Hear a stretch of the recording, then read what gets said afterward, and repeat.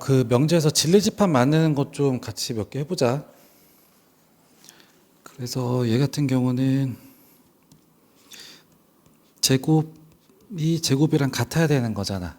그러니까 제곱의 특징은 뭐냐면 음수든 양수든 제곱하면 양수가 되는 거니까 얘 진리집합은 제곱이 같다는 얘기는 둘이 같아도 되고 아니면은 같은데 부호만 달라도 되고, 그래서 진리집합이 이렇게 된다. 그 다음에 얘는 세제곱이 세제곱 이렇게 되는 거지. 그럼 세제곱은 부호가 따라가기 때문에 얘는 진리집합이 정확히 같을 때만 되겠다. 부호까지 같을 때. 그 다음에 절대값끼리 더한 게 0이래. 절대값은 무조건 양수로 바뀌게 되잖아. 근데 더해서 0이 되려면 얘는 진리집합이 x도 0이고 그리고 y도 0이 돼야 되겠지. 그 다음에 또 곱한 게 0이 돼야 된대. 그러면은 다 따져봐야 돼. 곱해서 0이라는 게 뭐냐면 하나만 0이 돼도 되잖아. 그러니까 x가 0일 때 y가 0이 아니어도 되고, 그 y가 0일 때는 x가 0이 아니어도 되고, 아니면 둘 다 0이어도 되고. 됐어. 그래서 이런 걸로 이제 명제하는 거야. 그러니까 이거면 이거다. 그럼 포함관계 따지면은 얘가 여기 딱 들어오지, 맞지? 그러니까 이땐 참이 되지만 곱한 게 0이니까 이게 된다. 그럼 포함관계가 안 맞아 떨어지니까 얘는 거짓이 된다. 이렇게 되는 거지. 그 다음에 얘도 한번 해볼까? 곱한 게 0보다 크대. 그럼 따져봐야 되는 게 뭐냐면 x가 양수고 양수일 때 양수고 음수 양수 다 따져보면 되는데 곱한 게 양수가 돼야 된대. 그러면 x도 y도 둘 다 양수이든가 아니면 둘 다 음수다. 이렇게 해주면 되겠지? 그래서 진리집합이 이렇게 된다. 그 다음 것도 한번 봐볼까? 그러니까 얘는 지금 왜 이래? z가 똑같이 들어가 있지. 그러니까 똑같은 걸 곱하면 같아진대. 그러니까 그래서 진리집합이 뭐냐면 x랑 y랑 같아도 되고, 하나 더 있어. 그게 뭐냐면은 x랑 y가 다를 때 z가 0이어도 되고. 그러니까 예를 들어서 이거면 x랑 y가 같다. 이렇게 되면 거짓이 되겠지. 왜냐면 여기 진리집합이 여기에 진리집합 포함되지 않으니까. 근데 거꾸로 하면은 이거면 얘가 된다. 그럼 진리집합이 포함이 되니까 참이 되는 거지. 어떤 식으로 하는 건지 감을 잡으면 된다. 그 다음 것도 한번 해볼까? 더하면 0이래. 그럼 더해서 0이 되려면 부호가 달라야 되는 거죠. 값은 같고. 그러니까 얘는 진리집합이 뭐다? x는 0보다 작을 때만 된다. 그러니까 진리집합이 이거다. 그 다음에 이등변 삼각형은 두 변의 길이가 같은 거지. 그 다음에 정삼각형은 세 변의 길이가 같은 거지. 그래서 이등변 삼각형은 두 변의 길이, 두 변만 길이가 같아야 되가 아니라 두 변이 같은 거야. 그러니까 세 변이 같아도 두 변이 같은 건 되는 거잖아. 그래서 포함관계가 어떻게 되는 거냐면은 이등변 삼각형 안에 그럼 그 중에서도 나머지까지 다 같아서 정삼각형이 되는 애까지 있는 거지. 그래서 포함관계가 이렇게 된다. 그러면은 참인지 거짓인지 알 수 있겠다, 맞지? 그 다음에 사다리꼴은 한 쌍의 병이 평행한 거지. 그래서 한 쌍만 평행한 게 아니라 한 쌍이 평행하면 사다리꼴이야. 그래서 얘네들의 포함관계는 어떻게 되냐면은 일단 한 쌍이 평행하면은 사다리꼴인데 그 중에서도 나머지 한 쌍이 더 평행해가지고 된 게 뭐냐면은 평행사변형이지. 그럼 또 그 중에서도 하나가 직각이 되면서 직사각형이 되는 경우가 있고, 아니면 평행사변 중에서 네 변의 길이 같아서 마름모가 되는 경우가 있고, 근데 그 중에서 둘 다 되는 게 뭐가 되냐면 이게 정사각형이 되겠다. 그래서 포함관계가 이렇게 된다.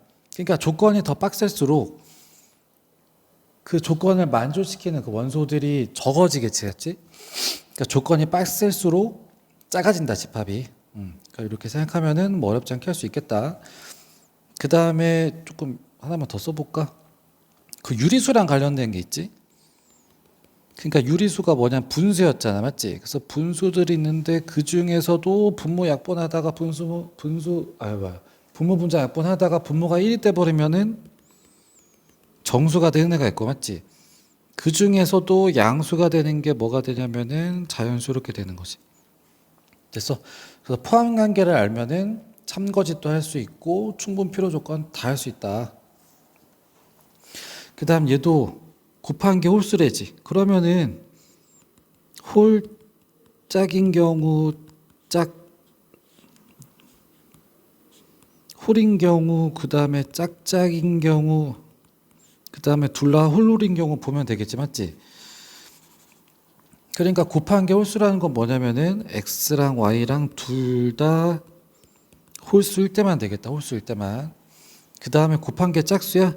그러면 x가 짝수일 때 y는 홀수여도 되고, 그 다음에 x가 홀수일 때는 y가 짝수여도 되고, 그 다음에 x랑 y가 둘 다 짝수여도 되고. 됐지 이거? 그 다음에 얘도 한번 해볼까? 그럼 얘는 x 빼기 y의 제곱이랑 같은 거잖아.